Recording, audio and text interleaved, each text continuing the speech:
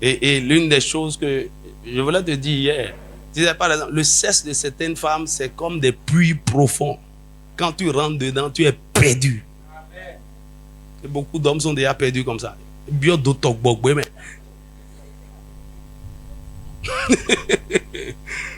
Non, on va parler du puits le dimanche, ça c'est sûr. Hein. Maintenant, je vais m'occuper des prisons.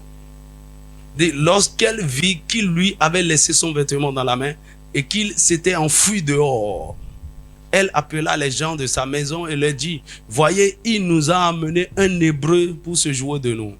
Cet homme est venu vers moi pour coucher avec moi, mais j'ai crié à haute voix.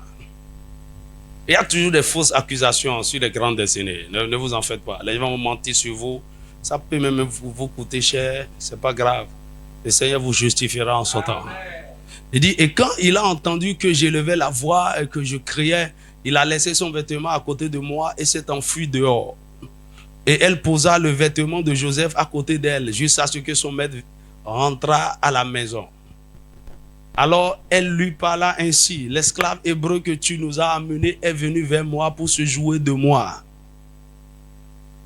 Dis à ton voisin, c'est pas vrai. Et comme j'ai élevé la voix et que j'ai crié, il a laissé son vêtement à côté de moi et s'est enfui dehors. Après avoir entendu les paroles de sa femme qui lui disait, voici ce que m'a fait ton esclave, le maître de Joseph, fut enflammé de colère. Ouais. Il prit Joseph et le mit dans la prison, dans le lieu où les prisonniers du roi étaient enfermés. Il fut là en prison. Lève ta main droite et dis, Seigneur, sors-moi de cette prison. Sors-moi de cette prison. Oh, dis-le bien encore. Seigneur, sors-moi de cette prison. Dis-le comme quelqu'un, comme un cri de cœur. Seigneur, sors-moi de cette prison. Sors ma destinée de cette prison. Sors mon âme de cette prison. Sors ma gloire de cette prison. Sors mon mariage de cette prison. Sors ma destinée de cette prison. Sors mon ministère de cette prison. Sors mes enfants de cette prison. Mon ami, les prisons sont réelles. C'est une réalité tangible. Vous savez, dans le naturel, lorsque vous commencez par déranger certaines personnes et ils ne peuvent pas aussi vous tuer, le moyen le plus sûr pour se débarrasser de vous, c'est de vous envoyer en prison. On va causer quelque chose pour vous envoyer en prison. Et ça, c'est l'une des stratégies que beaucoup de politiciens utilisent en Afrique. Je ne sais pas si tu en connais. Donc, on est en prison. Ouais, j'ai envie d'aller là-bas aussi. C'est Paul était allé en prison, non? Au moins, quand tu lis Actes 16 là, tu dis, ouais, les fautes des prisons vieux, prends-les. Dis-moi, amen. Le Seigneur, mon ami, les prisons les plus terribles, ce n'est pas les prisons physiques là. Ça là, c'est rien. Ça là, c'est rien. Les prisons les plus terribles dont je parle là, c'est les prisons spirituelles. Et tu es assis là, tu me regardes, tu crois que tu es libre. Tu n'es pas libre. On t'a emprisonné depuis. Mais le Seigneur te délivre cette nuit. Dis-moi un vrai amen. Dieu a un plan, un but, une destinée que chacun de ses enfants doit accomplir. Et tu découvriras ta destinée et tu l'accompliras au nom de Jésus. Mais au même moment, la passion de Satan et de ses agents est d'empêcher l'accomplissement de cette destinée. Et c'est pour cela que nous devons nous lever. À cause de ta destinée, tu as des guerres, tu as des combats à livrer. Il y a la guerre de la destinée sur chaque personne. Et cette guerre a commencé même avant ta naissance. Ça a commencé depuis ton enfance. Et Dieu veillait sur toi jusqu'à ce que tu es venu à cet âge. Il est temps que tu prennes tes responsabilités. Parce que laisse-moi te dire, il y a une chose que Satan ne peut pas faire à des moments donnés. C'est de te tuer. Il y a des gens, la main de Dieu est sur vous depuis votre enfance. Satan a essayé tout ce qu'il faut. Il n'a pas pu vous tuer et il ne peut pas vous tuer. Mais il y a une chose qu'il s'est assuré de faire. votre destinée là, vous n'allez jamais rentrer dedans. À quoi ça sert de vivre sur la terre longtemps, longtemps? Tu dis, dans notre famille, on vit longtemps, longtemps, mais dans la misère, dans la souffrance, sans but, sans raison d'être. Ça, ce n'est plus une vie, c'est plus que la mort. C'est mieux que mon ami, mourir. Quand tu meurs, même prématurément, c'est mieux que de vivre inutilement sur la terre, dans la douleur, dans la souffrance. Il y a ça que Satan. Il y a des gens, Satan, il a tout fait. Il dit, bon, ok, il faut le laisser. On va le tuer. Bon, ça n'a pas marché. Mais il y a une chose qui est certaine. Sa destinée, il ne va pas découvrir. Et même s'il découvrait, on va le combattre d'une manière. Il ne va pas l'accomplir. Et je prie pour toi encore. Parce que quand on parle de destinée, beaucoup de gens ont une perception bizarre de la chose. Quand on parle de destinée, c'est des petits trucs, tes affaires, je vais me marier, je vais ton bonheur éphémère de cette terre-là. Ce n'est pas de ça que je parle. Je parle du plan de Dieu pour toi. C'est-à-dire ce que tu étais appelé à être dans ta génération, ce que tu es appelé à accomplir, ce que tu es appelé à avoir, l'influence, la bénédiction que tu dois être pour ta génération, la solution que tu es pour les problèmes de l'humanité. C'est de ça qu'il s'agit. Écoute, Satan n'a pas un problème de te donner à un moment donné un bon boulot, et tu te maries bien, tu gagnes ta vie, tu as ta petite maison, tu as ta petite voiture, mon ami, dans le ciel c'est échec, zéro. Ça ne veut rien dire, rien dire. Que le Seigneur ouvre vos yeux. C'est pourquoi quand vos prières se concentrent sur ces choses-là, mon ami, vous perdez votre temps. C'est ce qu'on appelle le mauvais combat de la foi. Le vrai combat, c'est par rapport à votre destinée. Ce que vous savez que Dieu a décidé de faire de vous.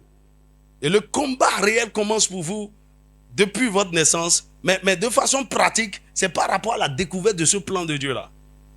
Satan cache ça, il cache ça, il cache ça. Et ce qu'il a fait pour beaucoup de gens, c'est qu'il a manipulé leur intelligence. Et pendant que je suis en train de te parler là maintenant, beaucoup de gens, ce que je dis, ça ne vous dit rien dans la tête. Vous n'avez pas encore pris conscience. Vous n'êtes pas encore réveillé spirituellement. Parce que tout ce que tu vois comme destinée là, c'est ta boutique là. Que ça marche, c'est tout.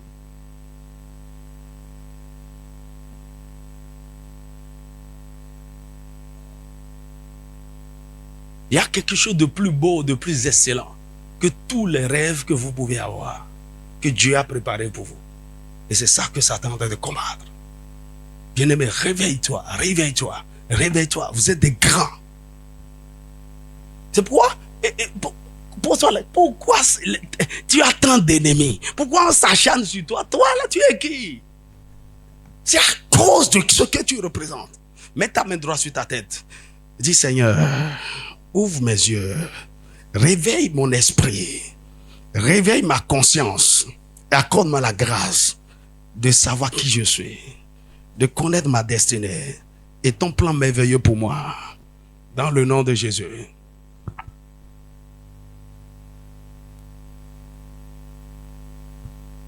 Dis-moi amen. Donc Satan est après votre destinée. Et il utilise plusieurs moyens. Je vous en ai parlé, 15 ou 16. Écoutez, allez réécouter ce message et prier avec chacun de ces points-là. Des stratégies. Ça commence avant votre naissance jusqu'à votre mort. Il n'abandonne pas. Il a mis tout en œuvre pour que vous échouez. Et à la limite, il va vous aider à des moments donnés même pour réussir selon le standard du monde. Selon le ciel, c'est un échec. Dis-moi amen. Tu vois, si j'étais actuellement à l'hôpital, peut-être je voulais être gynécologue. Je serais en train de consulter les femmes, faire accoucher et tout. Tu vois, ouais, docteur, mon ami. Au ciel là, on ne me connaît pas. Je suis zéro, nul.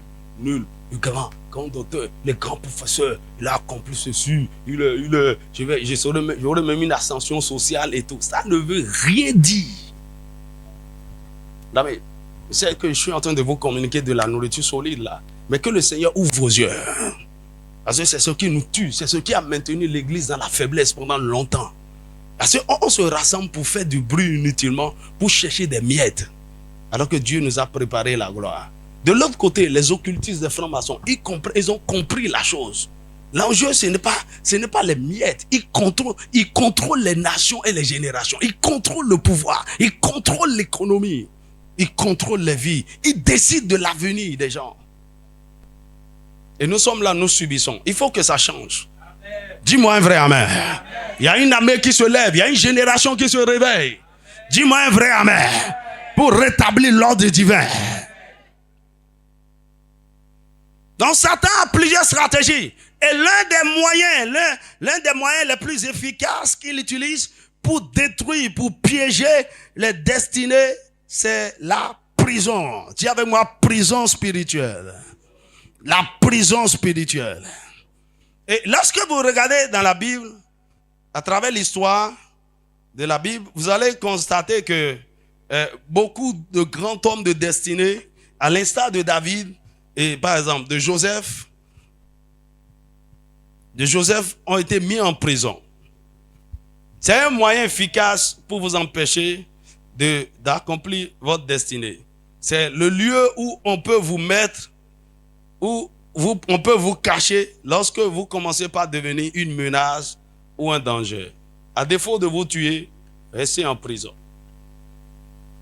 Par exemple, Jérémie, au cours de son ministère, a été mis en prison 2 fois. Dans Jérémie chapitre 20, verset 1 à 3, Jérémie chapitre 37, verset 15 à 16. Il y a aussi Samson. Samson, après qu'il a été vaincu par Delilah, on lui a crevé les yeux, on l'a mis en prison. Juge chapitre 16, verset 21. Il y a aussi le roi Joachim, roi de Juda. Après que Nebuchadnezzar est venu assujettir Juda et a amené les captifs, il a amené Joachim aussi à Babylone et l'a mis en prison. 2 Rois chapitre 25, versets 27 à 29. Nous voyons aussi Jean-Baptiste. Jean-Baptiste, lorsqu'il a attaqué Hérodiade à cause de la femme Hérodiade, il a attaqué Hérode à cause de la Hérodiade, la femme du frère de Hérode qu'il a pris. Voilà. On l'a mis aussi en prison. Matthieu chapitre 14, verset 3 à 10. Nous voyons aussi les apôtres mis en prison. Les apôtres dans Actes chapitre 5, verset 15, verset 18 à 25. Nous voyons aussi Jean et Pierre dans Actes chapitre 4, verset 1 à 3. Après avoir guéri le paralytique à la belle porte, ils ont été mis en prison, mais le Seigneur les a délivrés dans Actes chapitre 4, verset 1 à 3.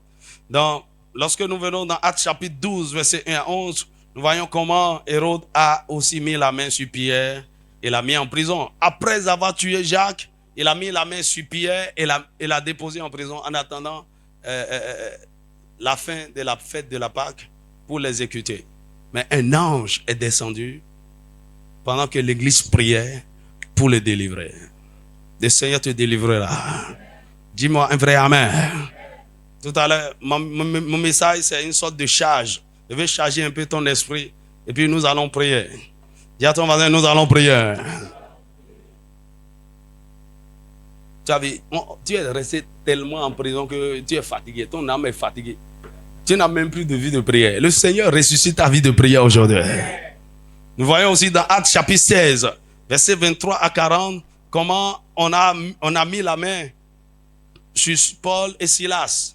On les a jetés en prison. Et pendant la nuit, la Bible dit pendant qu'ils priaient et ils louaient le Seigneur, les fondements de la prison furent ébranlés.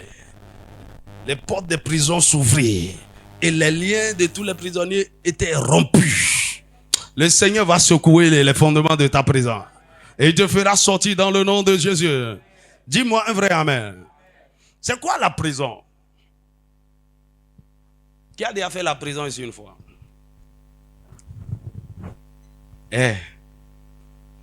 Ok, physiquement, hein? Ok. Qui a déjà visité la prison ici une fois? Tu as visité quelqu'un à la prison? Ok. Je prie que rien ne t'amène là-bas. On parle des prisons physiques, hein? Mais c'est mieux que les prisons spirituelles. Alors, la prison est un endroit clos où sont enfermées les personnes jugées et condamnées à une peine. Généralement à une peine de privation de liberté, ou bien ce sont les prévenus en attente de jugement. Donc, dans les prisons, normalement, les prisons c'est un lieu de châtiment. D'accord? Lorsque vous commettez un crime, on vous condamne à cause d'une peine, vous pouvez aller puger votre peine par un temps qu'on vous donne en prison. Mais en prison, il y a aussi des prévenus. Ok, des gens ils ont commis des crimes ou bien ils sont suspects. Ils sont soupçonnés d'être criminels ou d'avoir commis certains forfaits. Mais les faits ne sont pas établis. On ne les a pas encore jugés. Mais en attendant, on les laisse d'abord en prison. Le temps qu'ils soient jugés. Et chez nous, il y a beaucoup de gens qui sont en prison en attente d'être jugés. Et le jour du jugement n'est jamais connu. Parce que c'est un plus fort que qui les a mis en prison. Sans aucun jugement. Ça, c'est de l'injustice. Et Dieu va arrêter ça dans cette nation. Dis-moi un vrai amen. Maintenant, la prison, c'est tout ce qui tient enfermé quelqu'un ou quelque chose. Maintenant, je suis en train de commencer par rentrer dans le spirituel. C'est tout ce qui tient enfermé quelqu'un ou quelque chose. Comme certains mariages. Mon ami, un mariage peut être une prison. Une relation bizarre. Il y a même des relations d'amitié qui sont des prisons. Un emploi peut être une prison. C'est comme Moïse dans le désert. En tant que berger, il a trouvé boulot. Voici un libérateur qui est en train de conduire les bergers, des brebis. Et beaucoup de gens ici, ce boulot que tu as trouvé là, c'est ça qui est en train de te tuer. C'est ta prison, ça. Et c'est pourquoi tu es là, tu n'es pas satisfait, tu n'es pas accompli. Mais puisque ça te permet de payer les factures et de manger, tu es là. Tu es là. Le Seigneur t'a appelé pour quelque chose de plus grand. Écoutez-moi, le système de l'emploi, c'est le système que le capitalisme a mis en place pour faire des prisonniers, pour créer une classe de prolétaires et de bourgeois. Dis-moi amen. C'est pourquoi lorsqu'on t'emploie, ce qu'on te paye là, c'est juste ce qu'il faut pour que tu puisses survivre, manger, avoir de la force pour travailler, pour revenir, pour attendre la fin du mois. Et tu n'as pas même assez. Mieux, tu n'as même plus le temps pour penser à ta propre vie, à ta propre destinée, à quelque chose de sérieux, même si tu as des rêves. C'est une prison. C'est pourquoi je vous en prie, faites cela pendant un temps. Et préparez-vous pour rentrer dans votre travail. Il y a une différence entre le boulot et le travail. C'est une prison. Et c'est ça que le colonisateur nous a amené. La prison. C'est pourquoi c'est difficile aujourd'hui aux gens de se lever et d'entreprendre, de créer des entreprises, de puiser dans leurs ressources, dans leur potentiel pour faire de grandes choses. Tout le monde pense emploi, emploi, emploi. Et nos parents ont été éduqués comme ça. On nous a éduqués comme ça. Tu vas à l'école, voilà, tu as un bon diplôme, et voilà, un bon diplôme, un bon CV. Est-ce que tu ne vas pas faire un master 2 en plus? Voilà. Et après, tu vas écrire, j'ai l'honneur.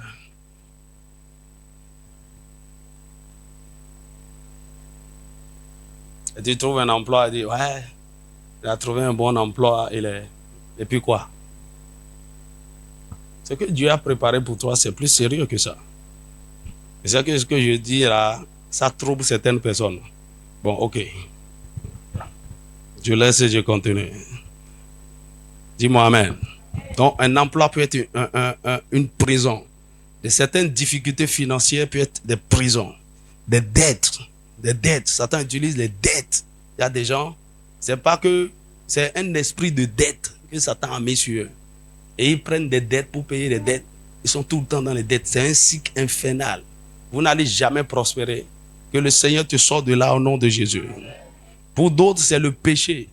Tu es dans le péché de l'immoralité, péché de la fornication. Tu fais, tu regrettes. Je vais laisser aujourd'hui et tu retombes encore dedans. C'est une prison, prison du péché, de la masturbation, de la pornographie, de quoi? De l'adultère, des relations illicites, des choses. C'est une prison. Et tu es dedans là. Ta destinée est piégée comme ça. Et il y a beaucoup même, c'est sur l'autel des péchés sexuels que Satan vous a déjà vidé de votre gloire. Quelqu'un d'autre a pris et est parti. Le Seigneur te fera miséricorde et te restaurera. Dis-moi un vrai amen. La maladie peut être aussi une prison. C'est un instrument puissant que Satan utilise pour emprisonner. Il y a aussi certaines circonstances de la vie qui vous maintiennent dans la stagnation pendant longtemps. C'est une prison. La prison peut être maintenant aussi invisible. C'est-à-dire quoi? Il y a une force, une main invisible qui vous maintient sur place. Quelque chose qui vous ne comprenez pas pourquoi. C'est pas que quelque chose vous empêche physiquement. Hein. Vous êtes libre apparemment, mais vous ne bougez pas. Vous n'allez nulle part. Vous tournez en rond. Vous perdez du temps. Vous gaspillez du temps. Il y a des choses que vous savez que vous devez faire. Vous procrastinez tout le temps. Il y a des choses. Et tu finis, je me dis, tu es dans une prison. Satan t'a dit, tu as un potentiel immense, mais qui n'est pas exploité. Mais tu es là. Mais qu'est-ce qui te retient? Tu es dans une prison spirituelle. La prison, c'est un lieu triste, sombre et ténébreux, où beaucoup de gens perdent l'espoir. Oh, souvent, les prisonniers perdent espoir. Et lorsque les gens sont dans la prison spirituelle, ayant souffert, ayant gémi pendant longtemps, ils perdent totalement espoir. Est-ce que vous avez rencontré des gens? Parle-leur de Jésus. On va te dire, oh Jésus.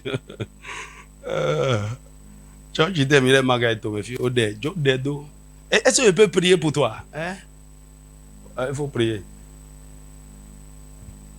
Ils ont perdu espoir. Ils ne croient plus en rien. Il y en a, ils attendent la mort. En fait, ils avaient même essayé de se suicider. La seule chose qui les a retenus après, c'est la peur de l'enfer.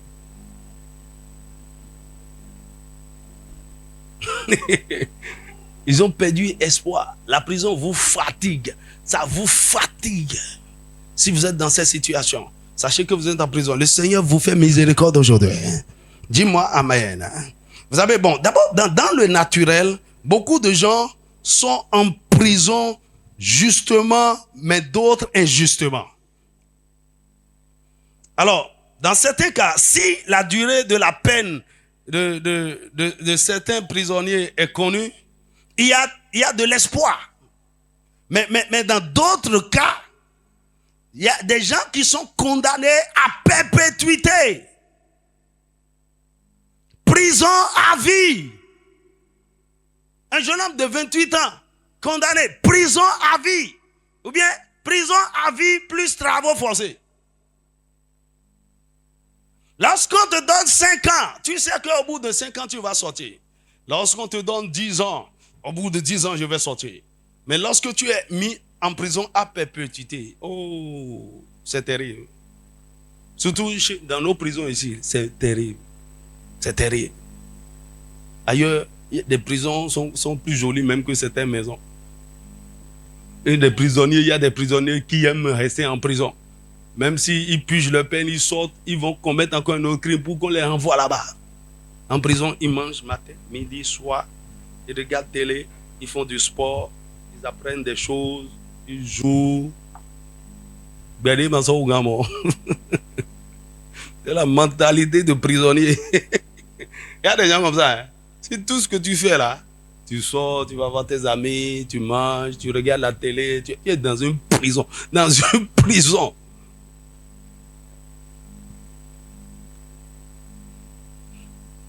Des prisons, des condamnations à perpétuité. Le pire, c'est quoi? Ce sont ceux qui se retrouvent en prison sans jugement. On dit en attendant qu'on te juge. C'est terrible. Et la réalité avec les prisons spirituelles, c'est que, vous ne savez pas que vous êtes en prison. Ok? Et même si vous avez aucune idée, une idée, vous ne savez pas ce que vous avez fait et comment vous allez sortir de là. Mais le Seigneur vous délivre au nom de Jésus. Un jour, un pasteur m'a appelé et dit, ben, j'ai eu un songe et plusieurs personnes ont eu le même songe. On m'a raconté ça. Qu'est-ce que ça veut dire? Il dit, il y a des policiers qui sont venus m'arrêter et ils m'ont menotté, ils m'ont emporté, ils m'ont amené en prison. Qu'est-ce que ça veut dire? Il dit, soit, il dit, ok, c'est pas quelque chose de physique. Ça se passe dans le spirituel. Soit, tu as commis un crime connu. D'accord? Tu as violé une loi et dans le spirituel, on veut te juger. Soit, de façon injuste, Satan vient envoyer ses agents pour te mettre en prison. Mais, comme dans le songe, ils sont venus te prendre, tu n'as pas riposté et tu les as suivis et t'ont emmené, ça veut dire que de façon légale, ils ont raison de t'amener. Donc, il y a quelque chose que tu as fait, nous allons prier pour que le Seigneur te fasse miséricorde. Quand bien même que tu es coupable. Dis-moi amen. Parce que beaucoup de gens sont en prison à cause de certains crimes. Et de façon légale, Satan vous a pris, toute votre famille, toute votre descendance emprisonnée.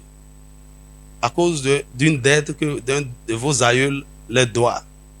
Que le Seigneur vous ouvre les yeux afin que vous compreniez les réalités spirituelles. Donc, je disais qu'il y a des gens qui sont mis en prison sans jugement. Pourquoi? Il y a un homme fort qui a décidé de les mettre là-bas. Et dans le monde spirituel, l'un des hommes forts qui envoie en prison, ce sont les sorciers, les occultistes. Le Seigneur te délivre de la main au nom de Jésus. Maintenant, la chose la plus triste, c'est lorsque vous êtes en prison sans le savoir. Comment? Il y a plusieurs cas. C'est quand il s'agit d'une prison spirituelle. Une prison invisible, avec des murs invisibles, érigés autour de vous, pour vous restreindre.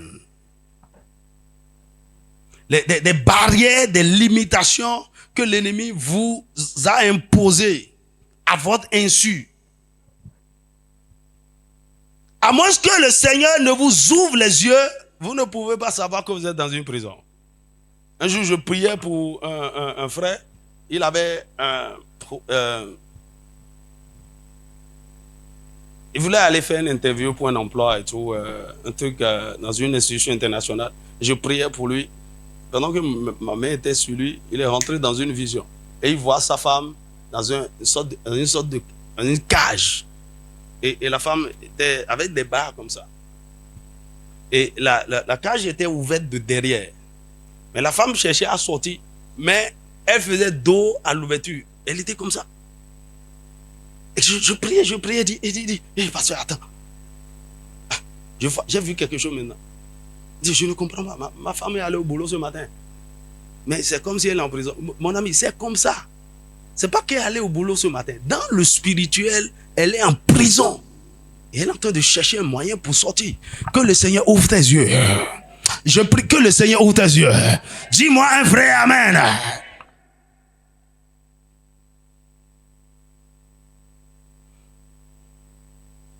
Alors, beaucoup de chrétiens sont même dans des cages spirituelles. Des cages préparées par des sorciers. Des cachots. Comme le texte qu'on a lu tout à l'heure. Isaïe 42, verset 22. Il dit, c'est un peu pillé et dépouillé. On les a tous enchaînés dans des cavernes. plongés dans des cachots. Ils ont été mis au pillage et personne ne les délivre. Dépouillés et personne ne dit restitue. Le Seigneur te délivre. Il y a des anges qui ont été envoyés pour te délivrer. Dis-moi un vrai amen. Dans Isaïe 49, versets 8 à 9. Je vous avais donné ça rapidement. Isaïe 42 aussi, versets 6 à 7. Isaïe 49.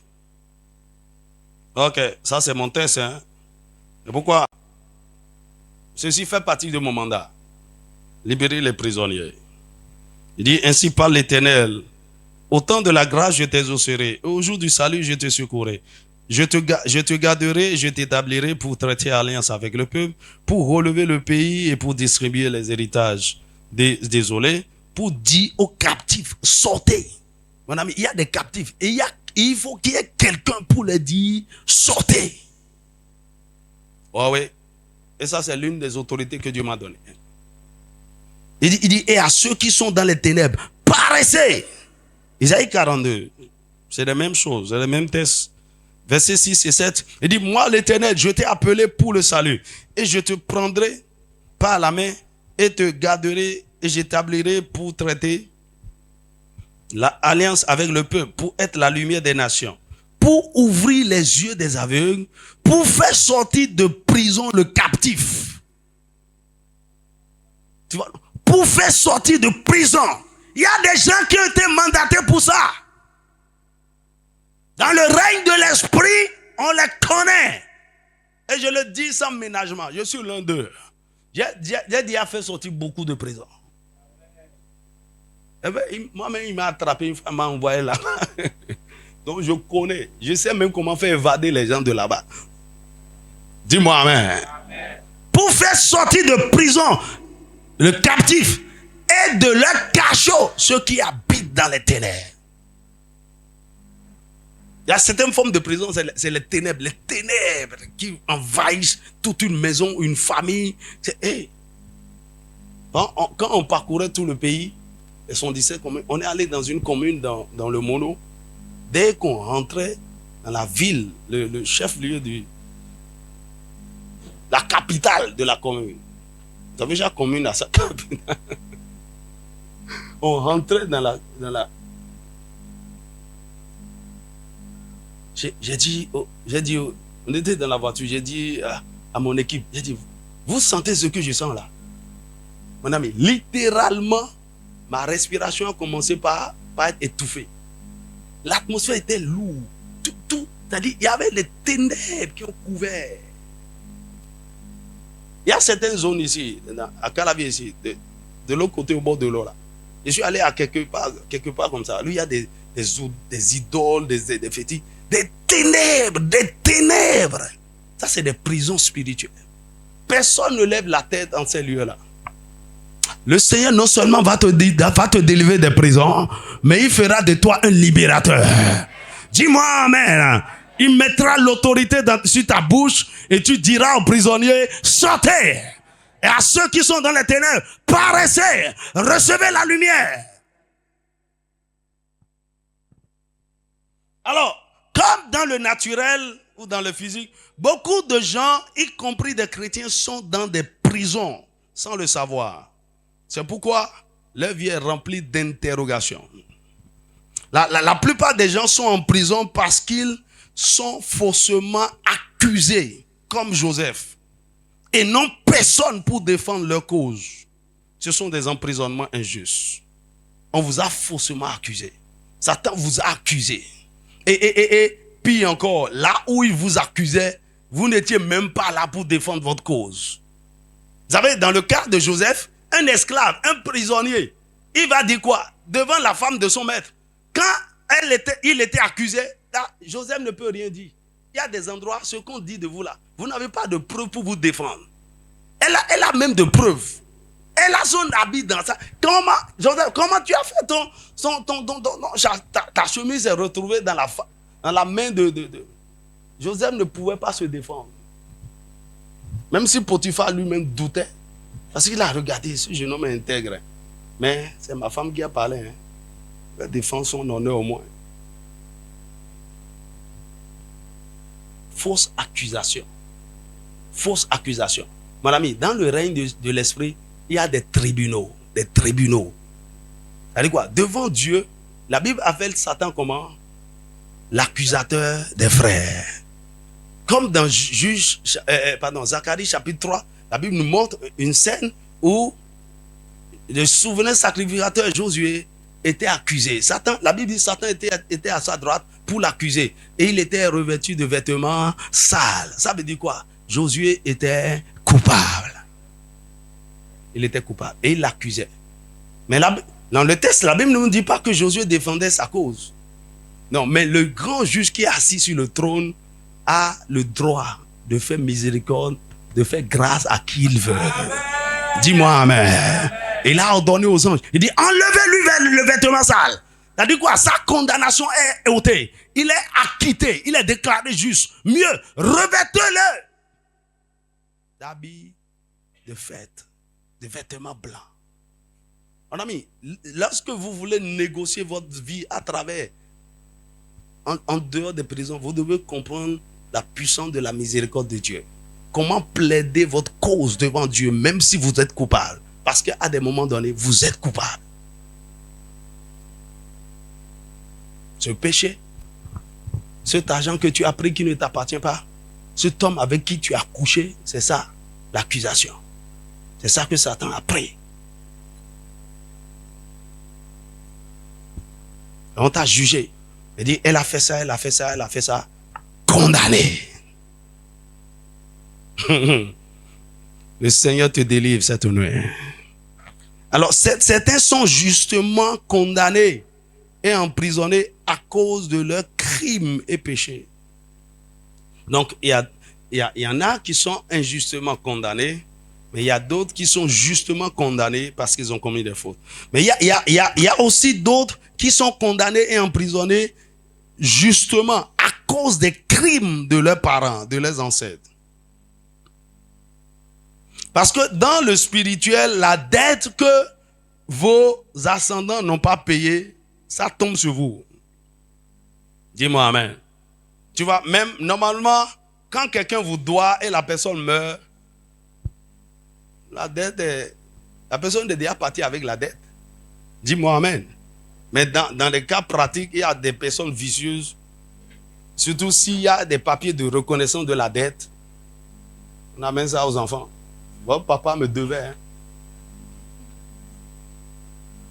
Il y a aussi dans les beaux-soirs. Je prie que tu ne... On me parlait d'un homme qui est mort par accident. C'est après sa mort que on a découvert que même la maison est hypothéquée. Il avait des dettes, des créanciers sont sortis de tout part.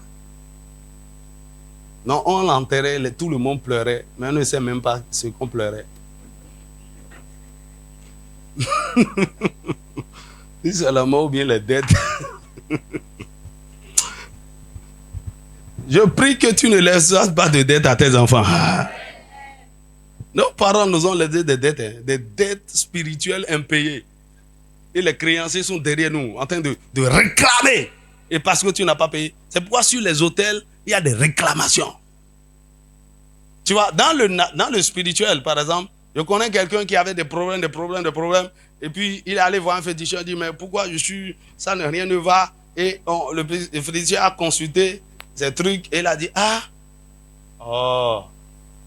c'est parce que ton grand-père adorait un serpent que ton père n'a pas entretenu. Il ne lui donnait plus de sacrifice. C'est le serpent qui est en colère contre vous et qui vous crée des problèmes. Si vous voulez avoir la paix, il faut restaurer son autel, commencer par l'adorer et faire des sacrifices. C'est ce qu'on appelle des réclamations.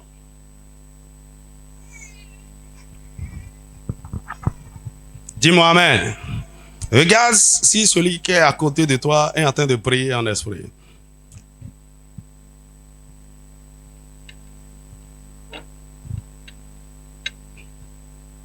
Donnez-moi Ésaïe 14, verset 21. Écoutez, je vais vous dire une vérité. J'entends des choses bizarres sur les réseaux sociaux, des pasteurs qui prêchent des choses bizarres.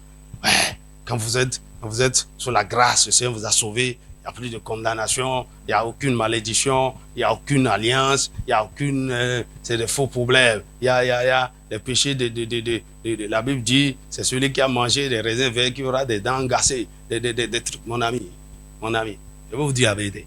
Ça là, les réalités de la nouvelle création, j'étais champion dedans. Un jour, le Seigneur m'a réveillé dans mon bureau, il dit, arrête cet évangile américain que tu prêches là, et reviens en Afrique. C'est le terme qu'il a utilisé. Hein. Arrête cet évangile américain. Viens en Afrique. Et pour me réveiller bien, il dit, toi-même là, tu es sous l'influence d'un serpent là. Tu es couché là. Maya au fond beaucoup de bleu. Non, on est sauvé. Quoi? Si rien n'est fait par rapport à ces choses, on a des problèmes. La Bible dit quoi? Non. C'est ça que j'ai dit? Isaïe 14, verset 21. Ça doit être 21. D'abord, dans Exode chapitre 20, la Bible dit, verset 5 à 6, que Dieu punit l'iniquité des pères sur les enfants jusqu'à la 3e et la 4e génération. Maintenant, Dieu ne punit pas le péché. Le péché, c'est différent de l'iniquité. L'iniquité, c'est héréditaire, c'est le sang, c'est les crimes. Je n'ai pas le temps pour entrer dans l'iniquité. Dieu punit l'iniquité. Le péché est ôté par le sang de Jésus. Mais l'iniquité, ce qui est l'héritage du sang, ça se transmet de génération en génération. Et si rien n'est fait par rapport à ça, la Bible dit quoi? Il dit, regardez, il dit préparez le massacre des fils à cause de l'iniquité de leur père, qui ne se relève pas pour conquérir la terre et remplir le monde d'ennemis. Qui ne se relève pas. Donc, dans certains cas, le massacre des fils, c'est les envoyer en prison. À cause des péchés des pères. Vous savez, il y a des parents qui ont commis des atrocités. Ils ont versé du sang. Ils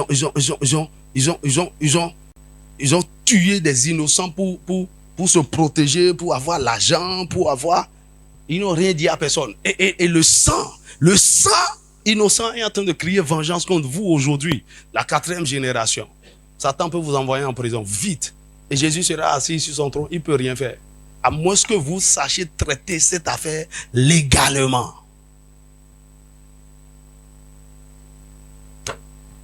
Dis-moi amen. Maintenant, il y a aussi d'autres qui sont mis en prison par méchanceté de la sorcellerie à cause de leur grande destinée. Ce n'est pas que leur père a eu à faire des choses, ils n'ont commis eux-mêmes aucun crime, ils n'ont rien fait. Satan les met en prison et il y a des stratégies dans la sorcellerie et l'occultisme. C'est la magie, la haute magie que les sorciers utilisent pour emprisonner les destinés. Ça, c'est la moindre des choses. Ils utilisent même des cadenas. Il y a des qui sont fermés dans des cadenas. Il y a des âmes qui sont invoquées, enfermées dans des arbres, dans des terres, C'est facile à faire pour la sorcellerie. Mais le Seigneur délivre quelqu'un au nom de Jésus. Alors, le problème avec les prisons spirituelles est que vous pouvez y passer toute votre vie et y mourir, à moins que vous ne jouissez de la miséricorde ou de la grâce d'une autorité supérieure. Une autorité supérieure à celle qui vous a enfermé. Et ça commence par Dieu lui-même ou une autorité que Dieu a établie sur vous. Dis-moi amen. C'est ainsi que beaucoup de destinées sont enterrées individuellement et même collectivement. On a lu tout à l'heure, Psaume 142, verset 8, il dit, tire mon âme de sa prison, afin que je célèbre ton nom. Non seulement il y a des prisons spirituelles, mais il y a aussi des prisons émotionnelles. Souvent, les prisons émotionnelles sont causées par des traumatismes, des gens qui ont été blessés, traumatisés émotionnellement. Comme le cas de l'enfant qui a été violé dont j'ai parlé. Des prisons émotionnelles. Tu vas voir quelqu'un amer, non pardon, rancune, vengeance.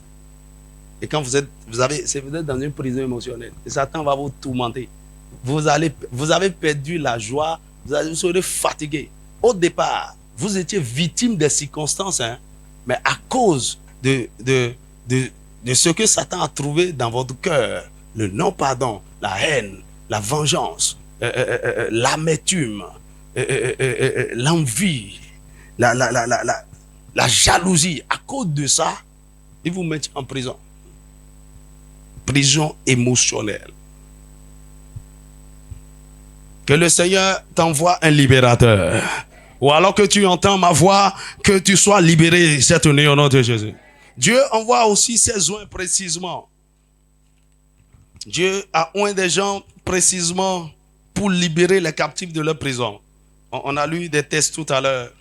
Dans Osée chapitre 14, verset 12, la Bible dit, pendant que Israël était en prison en Égypte, Dieu a envoyé son prophète Moïse pour les faire sortir de la prison de l'Égypte pour la terre promise. Donc, le mandat, l'onction prophétique, le manteau prophétique est un manteau de libération. C'est pourquoi la Bible dit, de Osée chapitre 14, verset 12, il dit, pas un prophète, l'Éternel fit monter Israël hors d'Égypte, c'est-à-dire hors de la prison. Et pas un prophète, Israël fut gardé. Parce que vous voyez quelqu'un avec une onction, une autorité prophétique, il peut déclarer votre libération. Dans Isaïe chapitre 61, verset 1, et le prophète prophétisait par rapport à Jésus. Il dit, l'Esprit du Seigneur, l'Éternel est sur moi, car l'Éternel m'a oint pour porter de bonnes nouvelles aux malheureux. Il m'a envoyé pour guérir ceux qui ont le cœur brisé, pour proclamer aux captifs la liberté et aux prisonniers la délivrance. Dis-moi un vrai amen. Alors, quand vous êtes en prison, comment le reconnaître? Voici, peut-être Dieu n'a pas ouvert vos yeux. Vous n'avez même pas une connaissance qu'il y a des prisons spirituelles. Ok? Mais il y a des signes autour de vous que je vais citer tout à l'heure. Et si vous vous retrouvez dans ça, vous devez savoir, oh, je suis en prison. Comment reconnaître que vous êtes en prison? Prison spirituelle. Premièrement, vous vous sentez confiné en une place, en une position, sans progrès pendant longtemps. Vous vous sentez confiné, limité en une place ou à une position sans progrès pendant longtemps. Deuxièmement, vous sentez qu'il y a des limites que vous n'arrivez jamais à franchir, quels que soient vos efforts. Il y a des limites. Il y a des barrières que vous n'arrivez jamais à briser, quels que soient vos efforts. Il y a des gens, la limite là est financière. Peu importe ce qu'ils font, leur revenu s'arrête à un niveau. Ça ne dépasse jamais ça. Et dans une prison financière, allez, tu fais des efforts pour réaliser ceci, même au milieu ou au cœur d'une grande opportunité. Toi, tu t'en sors toujours avec des miettes. Dis-moi amen. Les autres gagnent gros. Je me rappelle, j'ai piloté un projet qui a été financé par le Conseil des ministres. Je ne vais pas parler du projet. Et puis, il y avait dans le projet des professeurs d'université. C'est moi qui ai écrit le projet. Et c'est passé en Conseil des ministres. Ils ont voté. On a réalisé. Des millions, hein. Et quand ils ont fini, les professeurs, ils ont dit, hey, non, tu as fait du bon boulot. Quand tout a fini, on m'a donné 200 000. Et l'année qui a suivi, ils m'ont appelé. Ils disaient, le projet là, ça doit réaliser chaque année. Tu vas encore réécrire le projet, on va introduire. J'ai dit, je ne vais pas introduire. Introduisez vous-même. D'ailleurs, vous avez copié, non? C'est facile. Ils n'ont jamais introduit. Mon ami, en fait, il y a vous voyez, vous travaillez beaucoup. Au cœur même des opportunités, vous pouvez gagner gros, vous pouvez réaliser de grandes choses. Vous sortez toujours avec des miettes. Et qu'il y a des limites, des barrières que vous ne pouvez pas franchir. Le Seigneur brise ces barrières autour de toi. Dis-moi un vrai amen. Il y a un plafond Satan a mis un plafond. Tu ne peux pas dépasser. Ou bien dans toute la famille là, personne ne dépasse, personne ne peut dépasser le BPC, comme l'exemple que je vous ai donné. Personne n'aura le bac. Personne ne voyagera. Il y a des familles comme ça. Hein? Personne ne mettra pied dans un avion. Hey. Ce joug est brisé sur toi au nom de Jésus. Là, pendant que je suis en train de parler, réfléchis. Qu'est-ce que des personnes ont encore fait dans ta famille? Et tu dois prendre la responsabilité de briser cette barrière.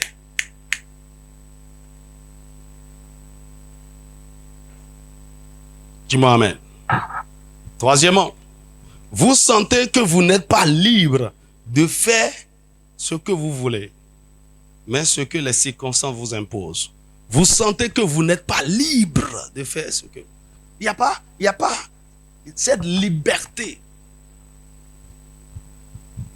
Cette liberté, c'est pas que physiquement vous êtes coincé, mais vous ne... Ce qui vous empêche d'aller au-delà de ce que vous êtes en train de faire là, vous-même, vous ne pouvez pas dire. C'est comme si c'est tout ce que vous pouvez faire. Vous ne vous sentez pas libre. Vous voyez, vous rêvez grand. Vous avez de grands potentiels. Vous pouvez faire plus. Mais dès que vous atteignez un niveau, vous savez pas ce qui se passe. Vous ne pouvez pas dépasser ça. Mais mieux, vous faites plutôt les choses que les circonstances vous imposent. Quatrièmement, vous sentez que vos potentiels ne sont pas exploités. Mais vous ne pouvez pas changer la situation. Vous sentez que vos potentiels là, ne sont pas exploités. Ça se passe dans la vie de beaucoup d'employés. Là où vous êtes là, vous avez de grands potentiels. On vous a recruté, vous êtes assis là, vous gérez des choses, vous êtes frustré. Il y a beaucoup de gens comme ça. Hein. Les jours les plus pénibles de leur vie, c'est les lundis. Et les jours les plus heureux, c'est les vendredis soirs. Un quitte de vendredi soir. Ah, le week-end. Est tellement... Parce que c'est une prison. Le dimanche soir, il a des soucis. Parce qu'il veut retourner encore. Le Seigneur te délivre de là. Mon ami, les potentiels que Dieu nous a donnés, c'est pour nous déployer en accomplissant notre destinée.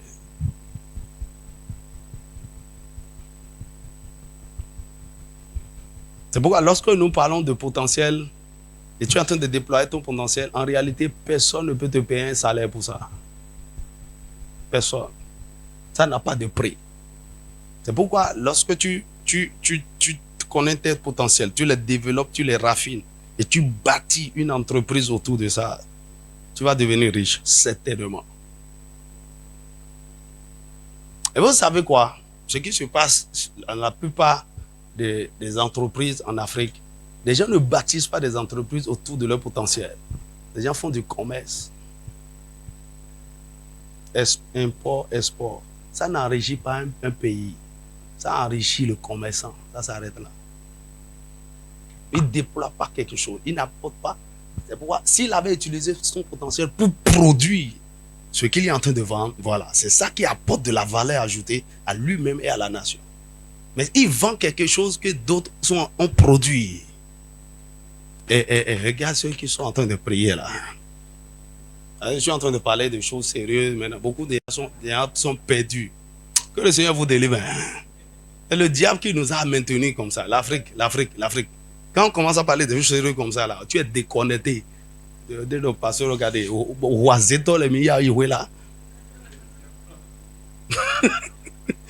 voit le feu sur les osseaux.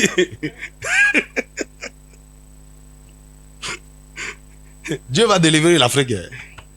Dis-moi un vrai amen. Quand on commence à parler de nos vrais problèmes, c'est ça qui nous ennuie. Dis avec moi, je sors de cette prison. Dis, oh Dieu, sors-moi de cette prison. Je ne sais plus là où je suis, un 5. C'est ça, non? Vous n'êtes pas maître de votre vie. Vous avez l'impression qu'il y a un autre maître qui vous dirige. Vous n'êtes pas maître de votre vie. Vous n'êtes pas maître surtout de votre temps.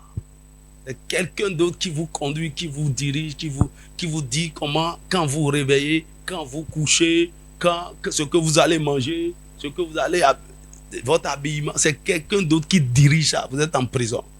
C'est pourquoi les prisonniers, on leur donne habit. Quand tu vas en prison, on te déshabille. Le prisonnier ne porte pas ce qu'il veut. On t'habille, on te donne un numéro matricule. On te réveille à une heure donnée. On va te dire, va manger. Le repas est à 12h33. À 12h33, tout le monde sort des cellules. C'est le prisonnier, ça. Il y a beaucoup de gens qui vivent comme ça. Ce n'est pas toi qui décides même de ce que tu manges. Tu ne vis pas ta vie. Tu es en prison. Tu n'habites pas là où tu veux. Tu es en prison.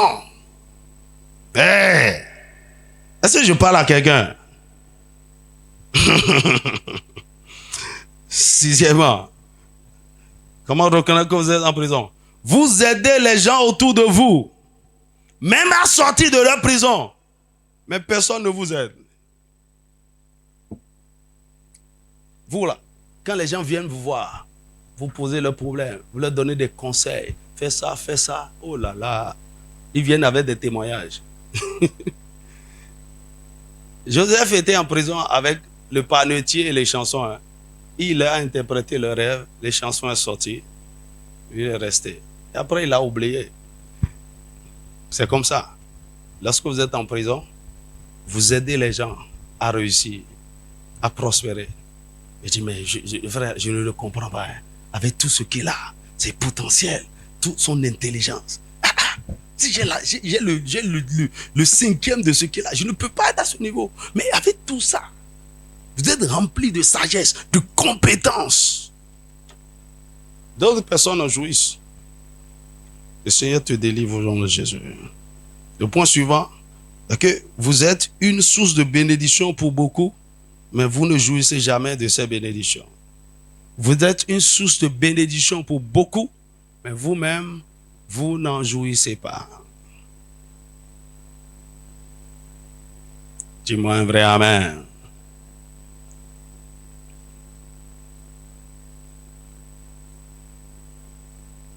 La prison. C'est comme une femme qui a vendu. Elle a hérité d'un terrain de son père. Elle a vendu le terrain pour envoyer son mari en Europe. Avec la promesse qu'arrivé là-bas, il va la faire monter avec les enfants.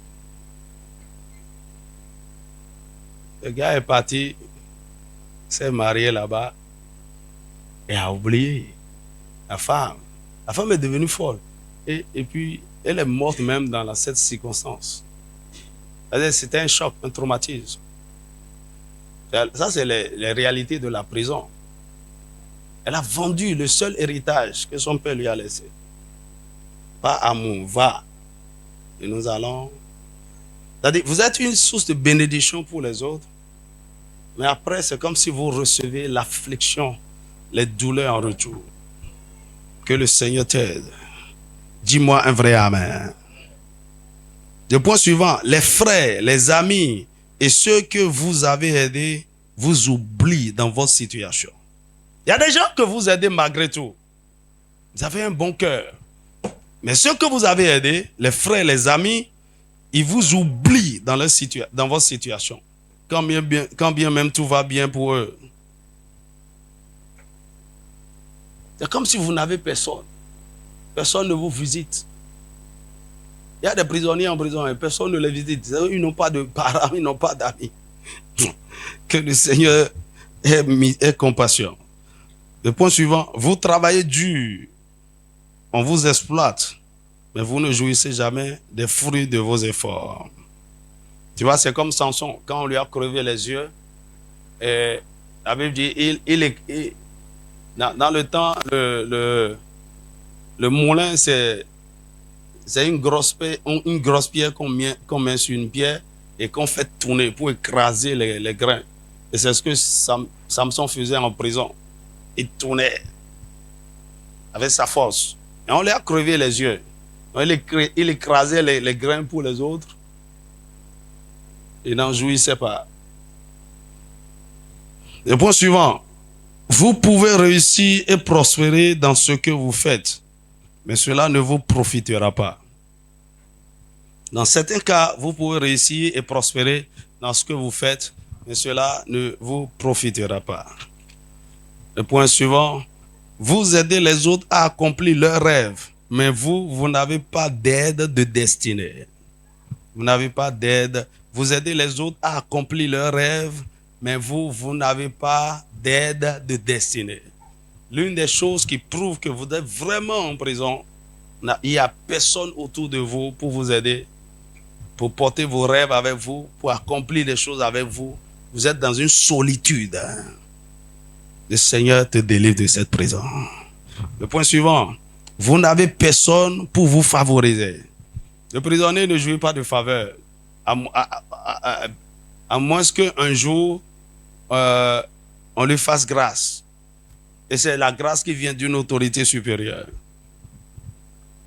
Donc, le prisonnier n'a personne pour le favoriser. Le point suivant. Votre gloire et honneur sont emprisonnés. Donc, dans les prisons spirituelles, Satan ne vous emprisonne pas seulement. Quand Hérode a pris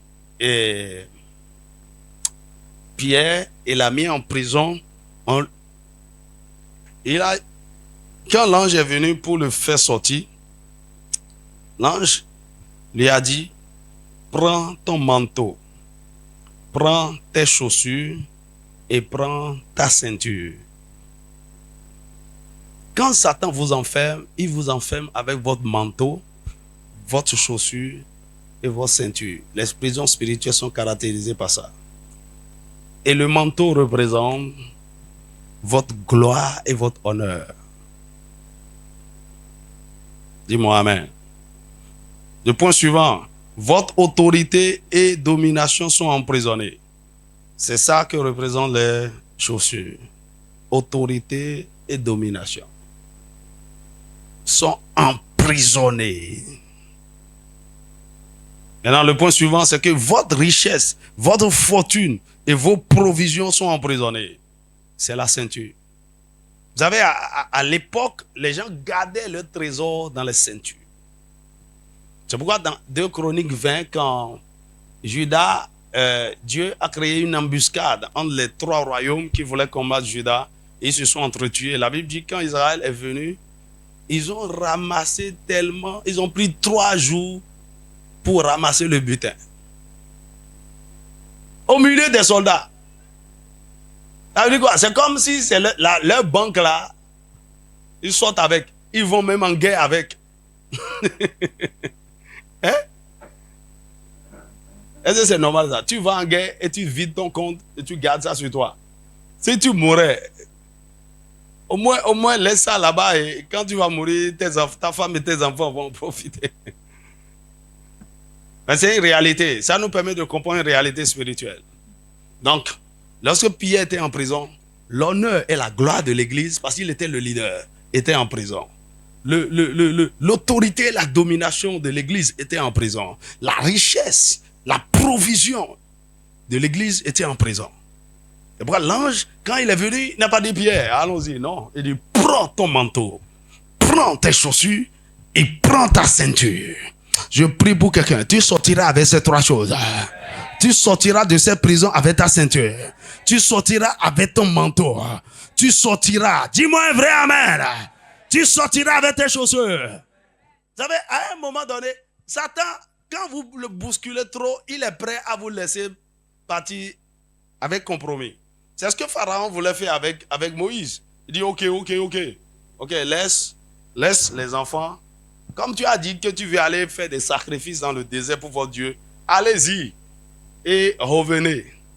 Et après, il a dit, ok, tu peux partir avec les enfants, mais vous laissez vos biens, vos animaux, vos... Allez-y. Ah, c'est pas Changez la chaise ou bien doublez-la.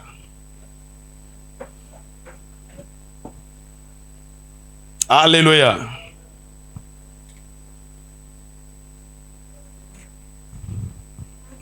Alléluia.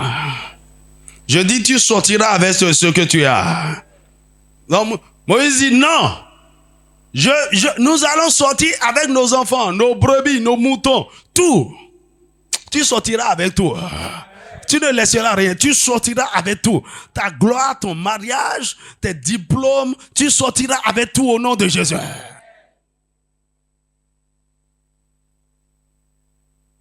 Un jeune homme a arrêté ses études en classe de 4e.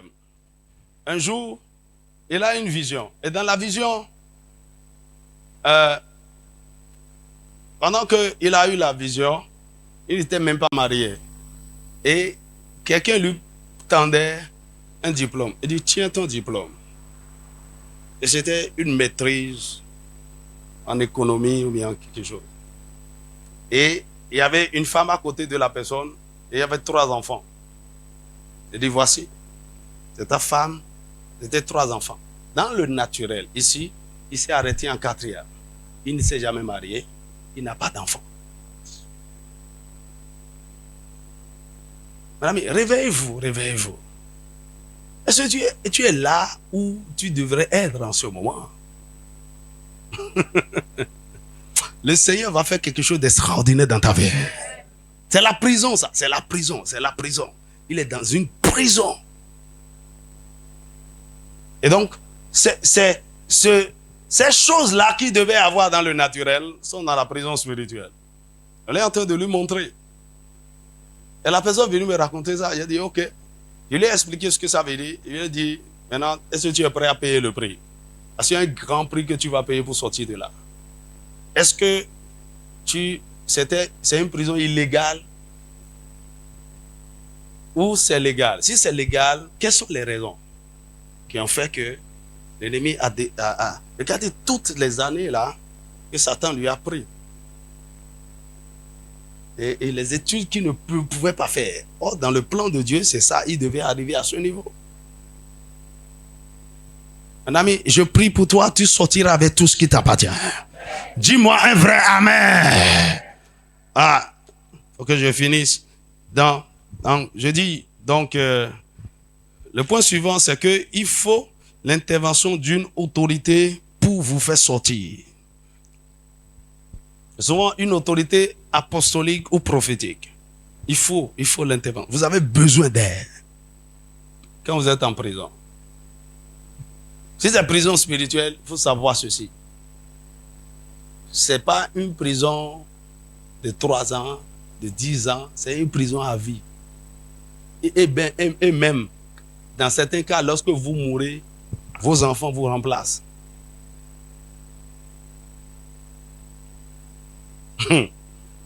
Parce qu'ils vont continuer par payer la dette.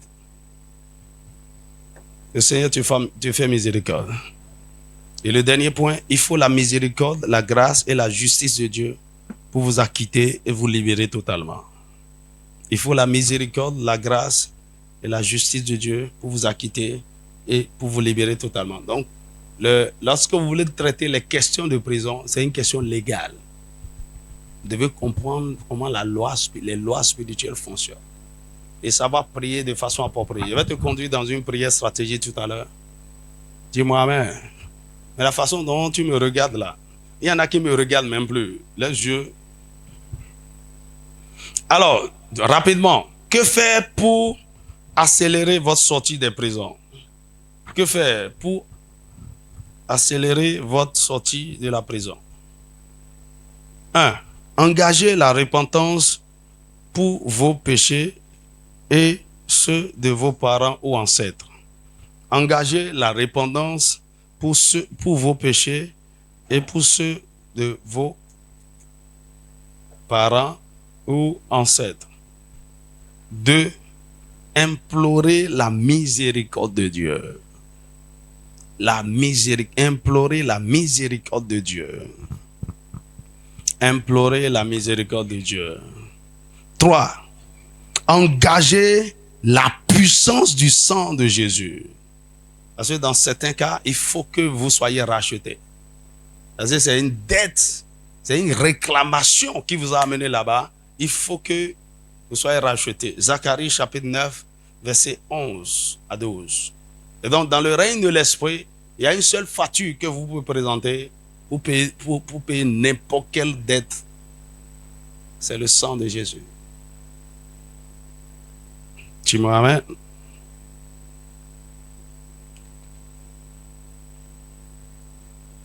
Quatre, engager la force de la prière avec le jeûne. Donc, la guerre spirituelle. Engager la force de la prière.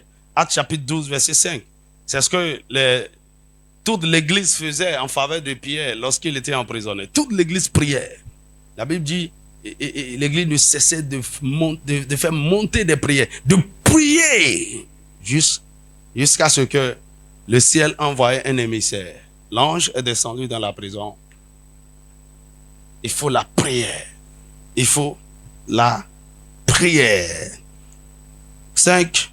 Engager la force de la louange et de l'adoration. La force de la louange et de l'adoration. Actes chapitre 16, verset 25 et 26. Actes chapitre 16, verset 25 et 26. Engager. C'est-à-dire qu'on est en train de louer, on est en train d'adorer. Il y a des gens qui sont là en train de... Mon ami, fais attention.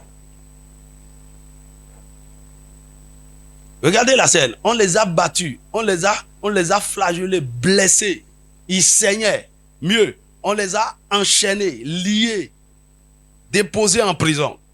Et pendant la nuit, au lieu de pleurer, au lieu de gémir, au lieu de se lamenter, Silas pouvait dire, ma maman m'avait dit ça.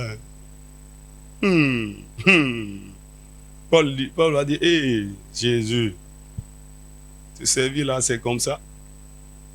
Avec tout ce qu'on a fait pour toi, c'est là où on a fini. Non. La Bible dit, ils chantaient les louanges à haute voix. Et ils priaient. La louange que Dieu a agréée, c'est la louange qui sort d'un cœur joyeux. Dans cette attitude, ils étaient dans la joie. Ils louaient Dieu. Ils priaient. Et tout à coup,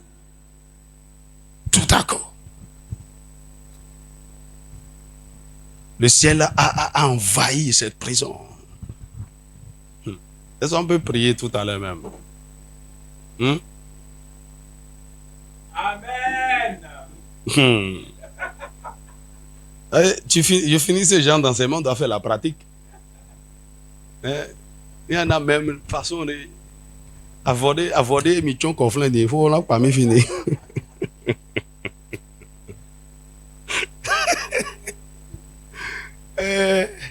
Ou bien, parce qu'il faut dire seulement sauter et on va sortir.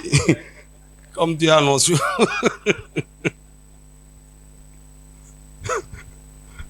Mais c'est une affaire légale. Ok. 6, non?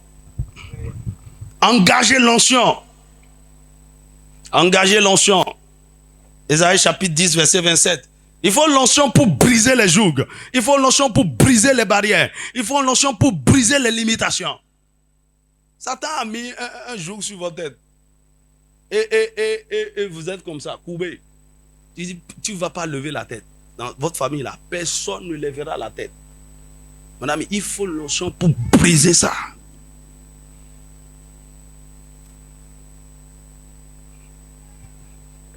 Dis-moi amen. Engagez l'onction. Et cette onction est libérée même par la prière et l'adoration. C'est ça qui a ébranlé les fondements de la prison. Dis-moi amen. Et le dernier point, croire et espérer une intervention divine. Croire et espérer une intervention divine. Actes chapitre 12, verset 6 à 11. Croire, il faut le croire. Que Dieu va te visiter. Que Dieu va intervenir dans cette situation. Il va utiliser son veto, son autorité en tant que juge suprême. Vous savez ce que j'aime? La Bible dit, il dit, notre Dieu, il est notre juge. Il est notre législateur. Il est quoi encore? Il est notre roi. et c'est lui qui nous sauve. Dieu, il réunit tous les trois pouvoirs. Le pouvoir exécutif, le pouvoir judiciaire et le pouvoir législatif. Il réunit tout. Donc quand il est assis sur son trône, il peut légiférer. Quand il acquitte, il a acquitté. Dis-moi un vrai amen. Dis-moi un vrai amen. Et il va te faire sortir de là au nom de Jésus. Tu vas jouir de sa miséricorde au nom de Jésus. Crois que le Seigneur peut te faire sortir de là. De la foi.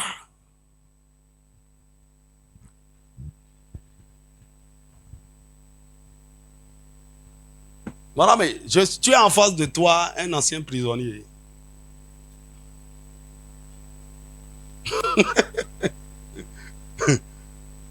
Que Satan a emprisonné dans beaucoup de choses. La main de Dieu m'a sorti de là. Le Seigneur sort un jeune homme de la masturbation. Tu es dans cette prison, ça va te détruire. En fait, ça t'a vidé même de ta vigueur. Tu n'es plus intelligent. Hein? Incline ta tête, commence à prier. On va voir si on peut faire la pratique un peu. Commence à bénir le Seigneur. Rassemble les derniers de tes forces. Vous savez, c'est qu'aujourd'hui, c'est vendredi. Hein. Beaucoup de gens ne vont pas travailler. Samedi, ok, nous sommes samedi. C'est pourquoi j'ai pris mon temps. Prie. Commence à bénir le Seigneur. Commence à lui rendre grâce. Tu